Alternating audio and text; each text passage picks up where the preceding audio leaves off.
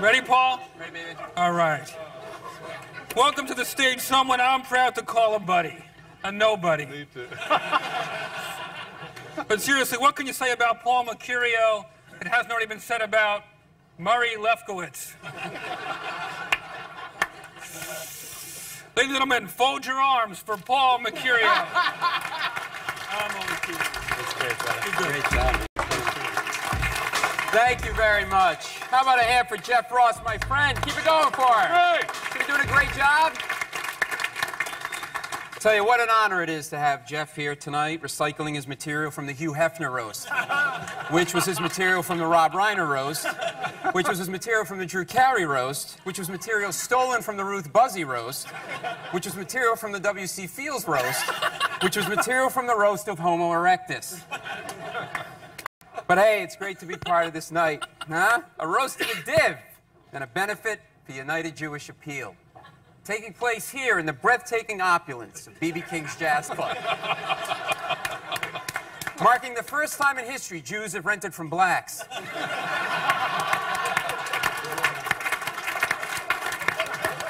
Good one. Good one.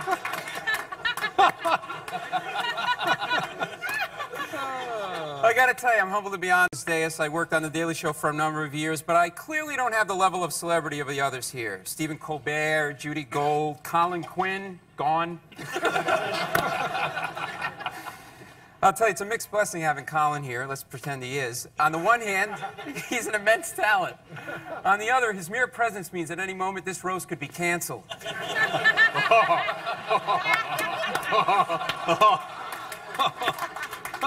Of course, my buddy Liz Winstead, who brought me onto The Daily Show, is here. I love Liz. Liz is single, dated a lot of men in comedy. She even tried to fuck Triumph. But he has too much respect for Robert Smigel's hand.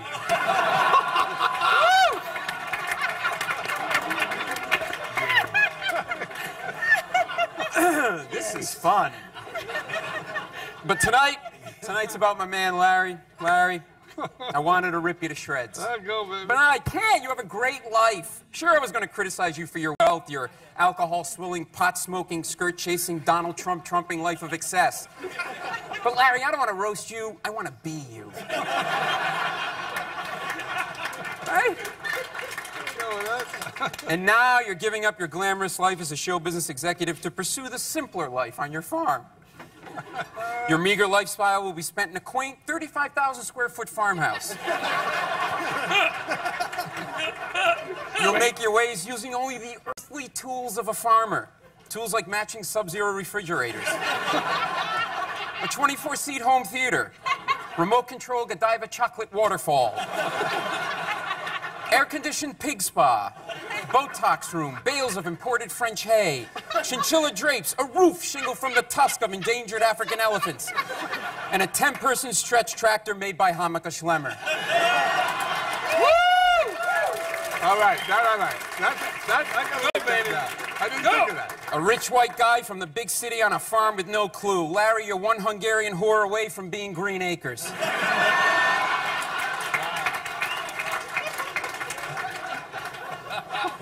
You know, the one thing I've always admired about you, Larry, is that you don't play by anybody's rules. Like all of us, early life experiences shaped who he is today. In college at Notre Dame, and this is true, Larry was a male cheerleader. Yes. Larry's, put that down. Larry's a pioneer who opened the door for those that would follow. Proving that straight men, too, can shake pom-poms and lift women by the vagina without becoming aroused. Larry, you're the Jackie Robinson of jumping around like a huge faggot. Oh, my God. Sorry, John. Of course, being a male cheerleader was perfect training for Larry's current job because a cheerleader rarely affects the outcome of a game. In much the same way an executive rarely affects the outcome of a network. Except for Tom Freston.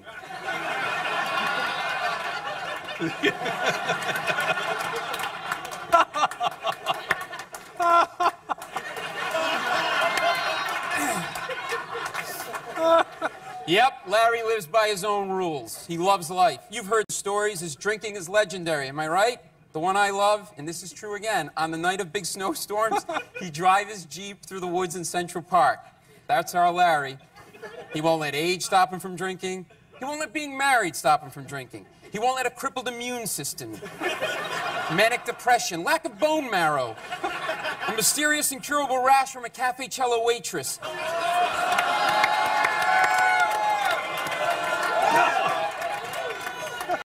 The elderly couple he maimed while four-wheeling in Central Park.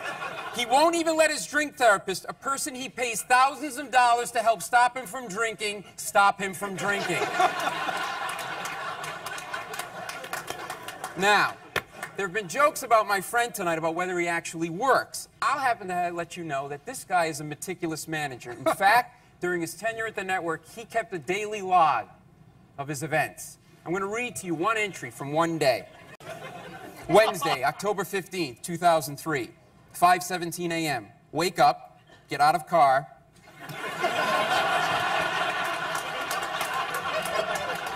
Climb up embankment. Give date bus fare to go to emergency room. 8 a.m., go home. Walk wife to school. Wish her luck on algebra test.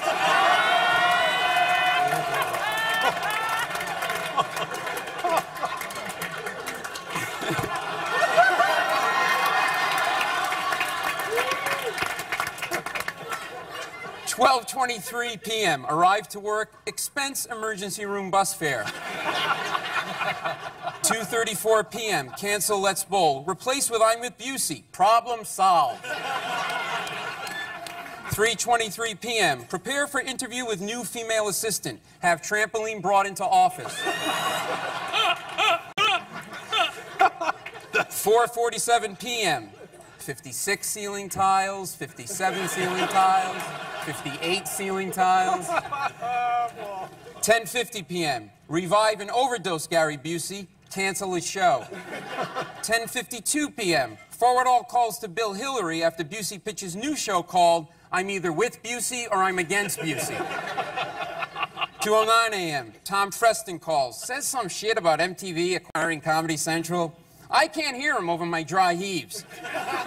What the fuck do I care? I'm going to be president forever and ever and ever.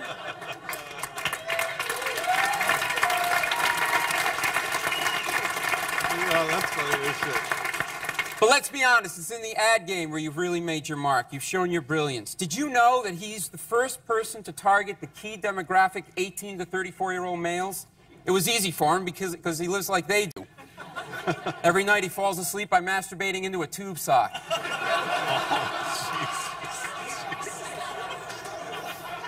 He does it, not me. And Larry's ability to attract the highest caliber advertisers is uncanny. Take a look at some of the current ads running on the network. This would make anybody proud. I don't know what to say. I don't really know Larry Divney. I got drunk with him once. That's not it. And felt very bad. All right, I wasn't going to do the roast, wasn't but then it. I all right. Well, hey, we're back up. We'll do it again. We'll do it one more time. That television. Paul Mecurio, ladies and We'll gentlemen. do it one more time. Do it again? We ready? Take a look. How about a hand for Jeff Ross, everybody? Recycling his material from the Hugh Hefner... No, okay. Take a look at this video, folks. I think anyone would be proud of this. Take a look. Or not.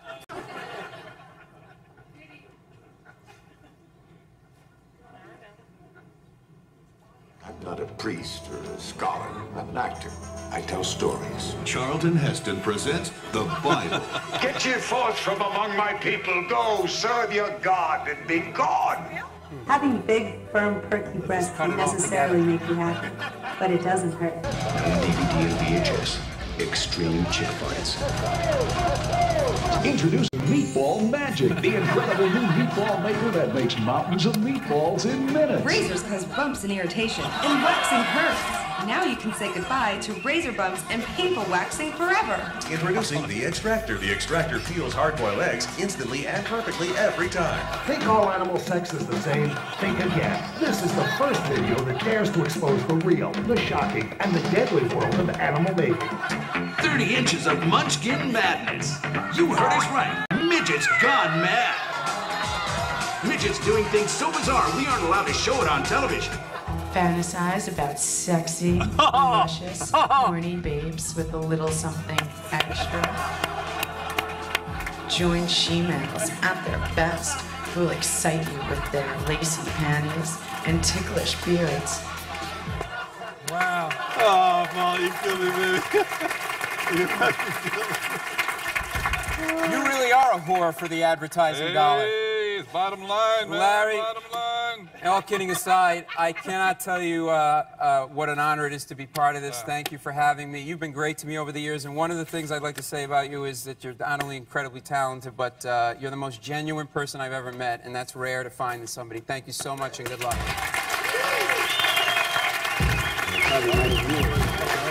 All right, I worked in that. I love it. He's fired. I don't really know Larry Divney. I got drunk with him once and felt very bad. I wasn't going to do the roast, but then I saw him on an elevator in Aspen, and he said, "Please do it." You can't say no. I don't, want to roast you. So here I am. So Larry, I don't know really. You've never done anything for me or the black community. You're old. You're crusty. Just retire and get lost. That's all I can say. I won't miss him. I don't. That's the best I can do. Having a hand for Paul Mecurio, everybody. Yeah. Very funny. Seriously.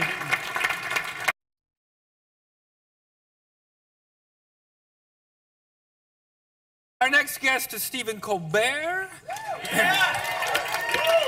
The New York Times calls him witty, irreverent, and one of the sharpest minds on television. His grandparents call him Fagala. From The Daily Show, Stephen Colbert.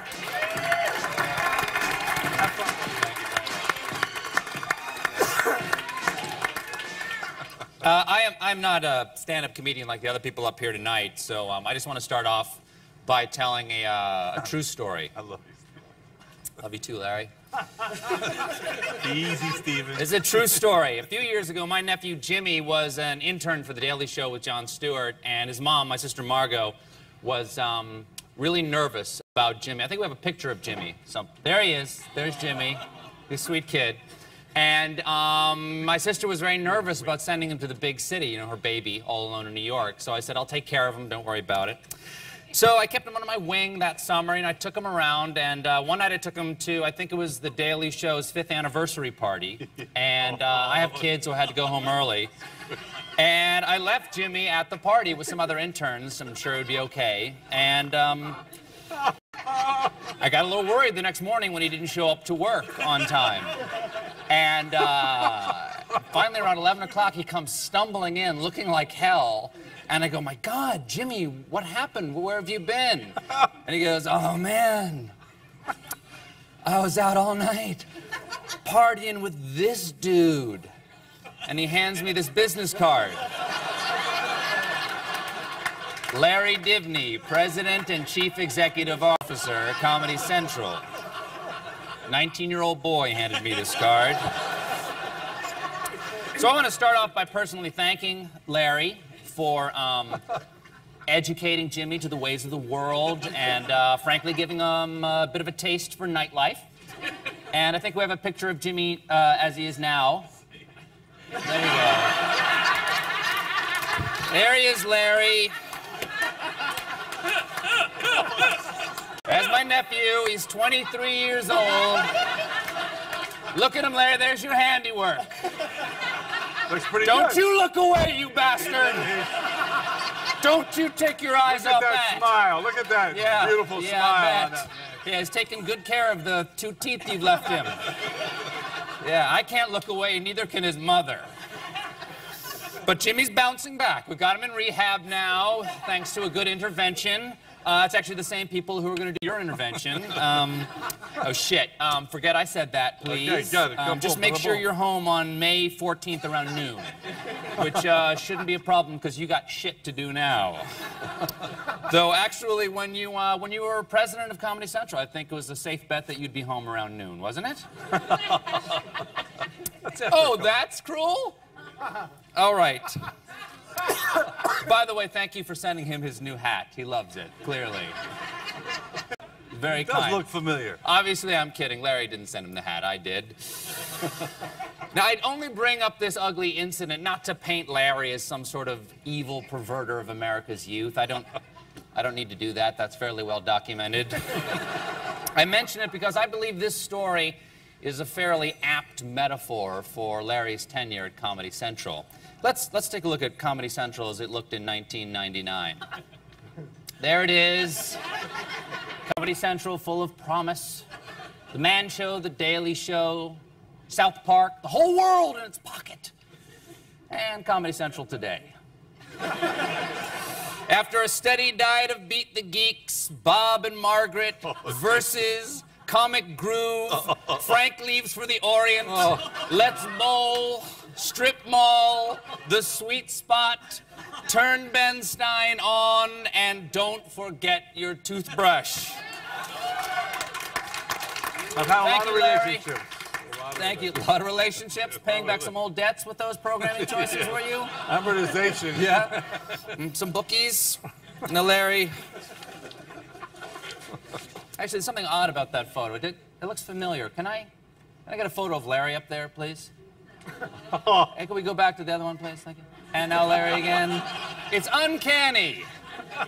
It's quite a look that Larry's been cultivating all these years. It's as if he's been preparing his face for unemployment.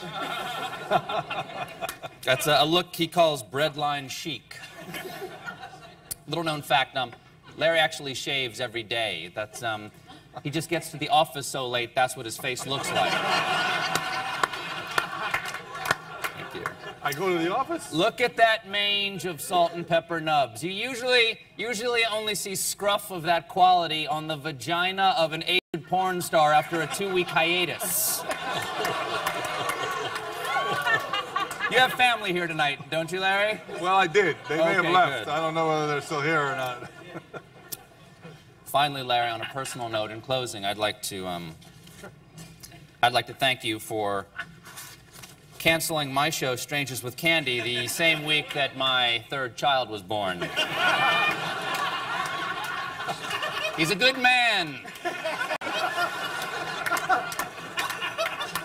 It's not every child who comes into the world with the first sound he hears the muffled weeping of his father. Now, a lot of daddies weep when their son is born, but they usually stop after 2 or 3 weeks. But I don't hold a grudge. This isn't a night for bitterness. No, of course. No, this is a night to forgive and forget. So, Larry, I want you to know I forgive you, and more importantly, I forget you. So how about a big round of applause for whoever it is we're supposed to honor tonight. Good night. You'll never forget me. I love you, Colbert.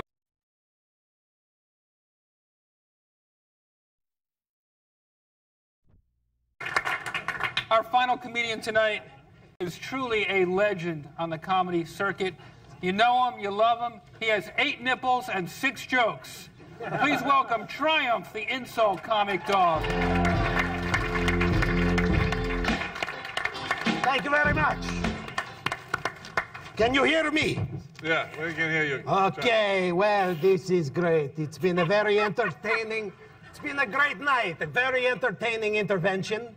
Nice when you can kill 2 birds, Larry. It's great to be here. Some of you I see don't recognize me.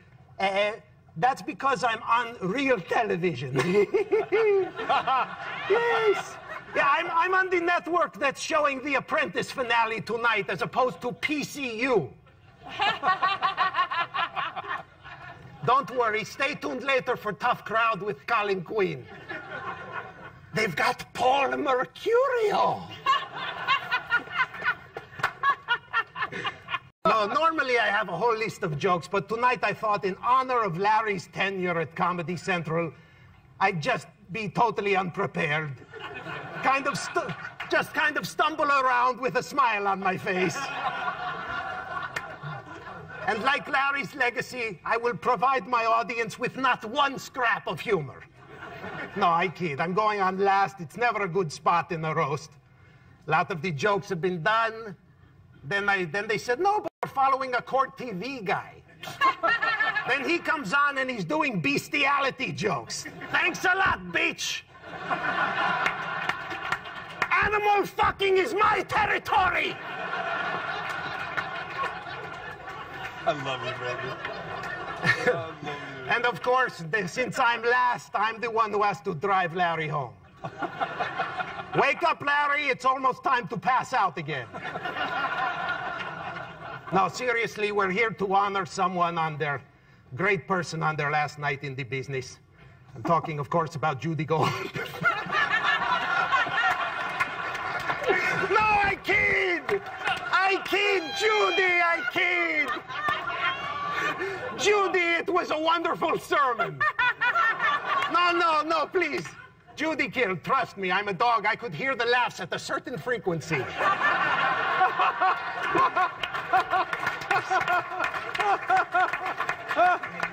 This has been quite a night for Larry. He's been honored by all these friends and comedians.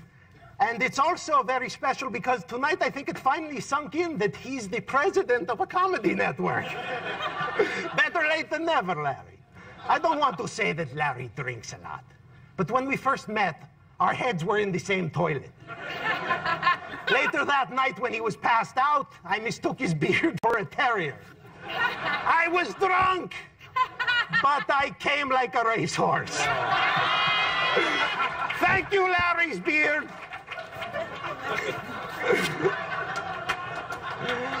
No, Larry's not, it's not so bad. You know, it's because people think Larry's a big drunk, you know. It's only because he wears that shit-eating grin all the time. Take it from someone who eats his own shit. So people always think that Larry's bombed. It's not true. It's not true. He has that face because he's retarded. Mildly retarded. Just mild.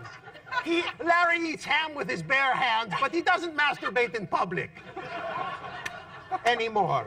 Now, a lot of people kid Larry about his drinking, and that's just because it would be bad for him to talk about his coke habit. You see, Larry's actually very orderly. Larry has an addiction for every bad show he's put on the air. The Chris Wilde show, I think that was Demerol. Oh, Jesus. I'm with Busey, that was an ether binge. And BattleBots, that was peyote, I think. How does this shit get on the air, Larry? I've seen higher standards in Tara Reid's hotel room. Larry. No, I kid. It's great to see you, Larry. I haven't seen you since the Commie Awards. Oh, Jesus. Yeah. Hey, you know what? Shouldn't more people be retiring after that piece of shit? You folks don't have to miss The Apprentice tonight because you're fired. You're fired. No, you know what? Seriously, it's kind of a bittersweet night because not only are we saying goodbye to Larry, we're also saying goodbye to a lot of the dead wood Larry hired. Many wonderful people that Herzog's going to scrap. He's going to come in here with a leaf blower. Who's getting who? No, he's hired many great people. I wish them luck. No, who knows what's going to happen? He's hired many great people. Like, that British, what the hell? That was a brilliant hiring stroke, the programming guy. Larry thought to himself, yes, who has his finger on the pulse of what the kids find funny? Who in England has his finger on the pulse of the kids? Then he got wasted more and a little mixed up, and it was, who in England has a pulse? Bill Hillary! Oh, Hillary! Yes! Give it up for Bill! Oh, Hillary! Where is he? Give it up for Bill! Yes. This is Larry pitching it to Sumner Redstone. I found this guy. He's hilarious, dude. He calls soccer football, man. Oh. That's funny. All right, okay. We've got a lot of great stars here tonight. It's a testament to Larry's I guess it's not. No, really, huge stars. Jeffrey Ross. Oh, my, Liz Winstead. Normally, to see this many kinds of crap, I have to go to a dog run. No, really, to find these kinds of names, I'd have to really watch Tough Crowd. The big names, for the big names. No, I don't know. If you're like me, you can't go to sleep until you hear Rich Voss's take on Iraq. Fucking show. Look at this bunch. I've seen bigger stars the time I actually... Blah. Starting over. I've seen bigger stars the time I accidentally sat on my nuts. Jeffrey Ross. He's done a great job despite his broken hip. And you know, Jeff broke his hip recently, and his act broke its hip 5 years ago. No, Jeff's going to be huge. At least that's what I heard in 1992. Jeff, come on. Your career is like my poop. You were hot for 5 minutes.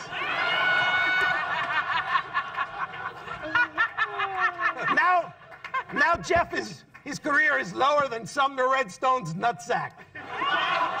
Oh. He's old! But it's nice, Jeff. You've channeled all that rage into roast mastering. All the bitterness. Why didn't it happen for Jeff? Oh, yeah, the face. Come on! Jeff. Insult comic. Listen, Jeff Ross, not an attractive man. Jeff banged a poodle once, and the poodle was arrested for bestiality. That's true. That one's true. No, but it's nice to see Jeff. God bless him. It's great to see him working a charity event. The last charity event Jeff took part in was when Sarah Silverman gave him a hand job.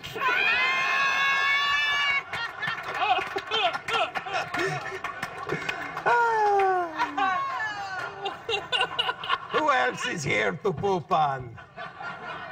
No, Judy Gold, you're a fucking funny bitch. I was kidding, I'm just bummed you're here. I thought I was going home with Winstead. I kid! I don't want to go home with Winstead. Winstead's had a controversial... You know, you have to appreciate what Liz did in her 6 minutes tonight, really. Because if you listen to her on the liberal radio network, you know it usually takes her 3 hours to suck that badly. Liz has a controversial background. You know, she's this brilliant woman, created The Daily Show. Then she quit because Kilborn said that she would blow him. Do people remember this? I just want to say here tonight, she never blew Kilborn. Although she sure did blow tonight. And Jimmy Kimmel, we got to see Jimmy Kimmel. Of course, we all know why Jimmy Kimmel sent the tape. Because he's proven he's not funny live. We've learned that much about him.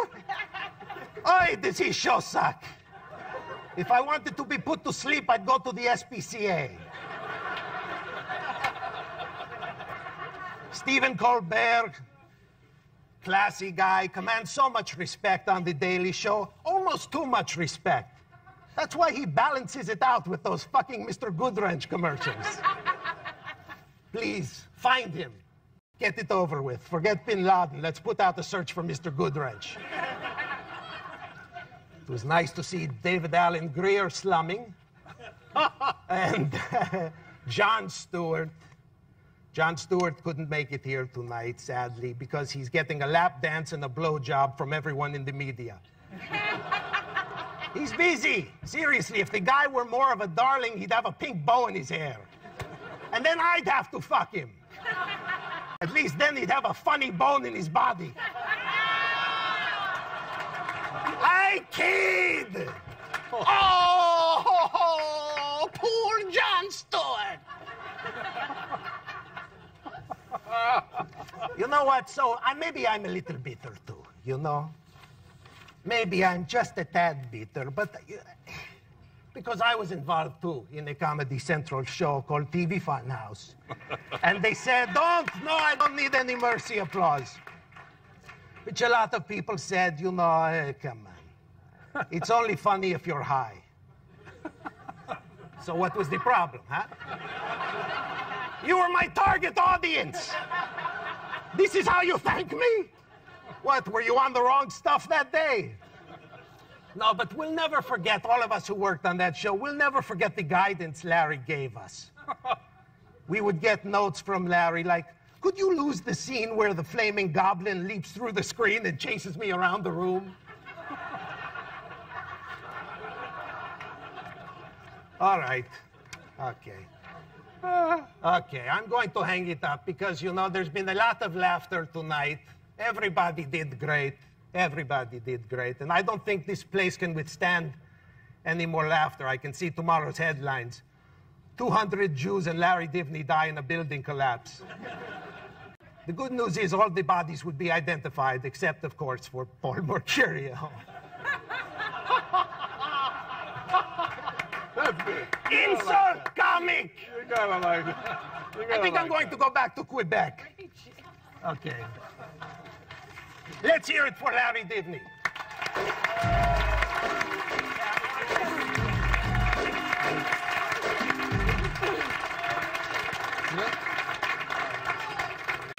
I just want to say one thing. Bring the lights up. Thanks. I just wanted to say thank you. There you go. Thanks a lot. Yeah. Ow. Okay.